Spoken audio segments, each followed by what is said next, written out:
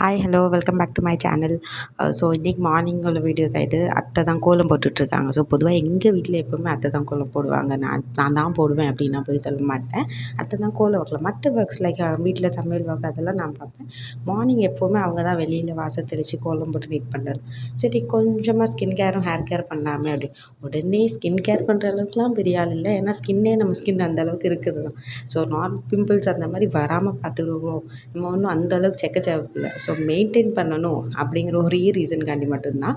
So ஹேரும் பார்த்திங்கன்னா நல்லா லாங்காக இருந்தது. அப்போ நம்புங்க உண்மையாக்குமே எனக்கு நல்லா லாங் ஹேராக இருந்தது. இந்த காலேஜ் ஹாஸ்டலில் போனது தான் இன்றைக்கி பாருங்கள் நல்லா தேஞ்ச நார் மாதிரி அந்த நாரையாச்சும் காப்பாற்றிக்கணுமே அப்படிங்கிற ஒரு இதில் தான் இது வந்து ஜிஞ்சர் ஆனியன் கொலை ஜூஸ் நான் உங்களுக்கு நான் ரெசிபி போடுறேன். ஸோ அதை தான் தேய்ச்சேன். ஃபேஸ்க்கு வந்து இது ஒரு பவுடர் நான் ரெடி பண்ணி வச்சது பாடிக்கும் யூஸ் பண்ணுவேன். தயிரும் ஹனியும் கொஞ்சம் சேர்த்து அதை மிக்ஸ் பண்ணி ஃபேஸ் பேக்காக போட்டுட்டு குளித்து நீட்டாக ஆயாச்சு. வேறு ஒன்றும் இல்லை, இன்றைக்கி ஜஸ்ட் இந்த ஃபேஸ் பேக்கும் ஸ்கின் கேரும் கொஞ்சம் போட்டு ஃப்ரெஷ் ஆகிட்டேன். ஸோ அதை அப்படியே அவங்க கூட ஷேர் பண்ணலாமே அப்படின்னு நினச்சேன். நீங்களே பாருங்களேன், வெளியே நான் காட்டினாலுமே அதை போட்டதுக்கப்புறம் ஸ்கின்னில் ஒரு பிரைட்னஸ் தெரியுதா?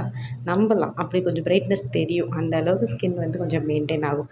ஏன்னா பண்ணி பாருங்கள். நான் உங்களுக்கு வேணால் இதோட பவுடரோட இதுவும் ஷேர் பண்ணுறேன். தேங்க்யூ.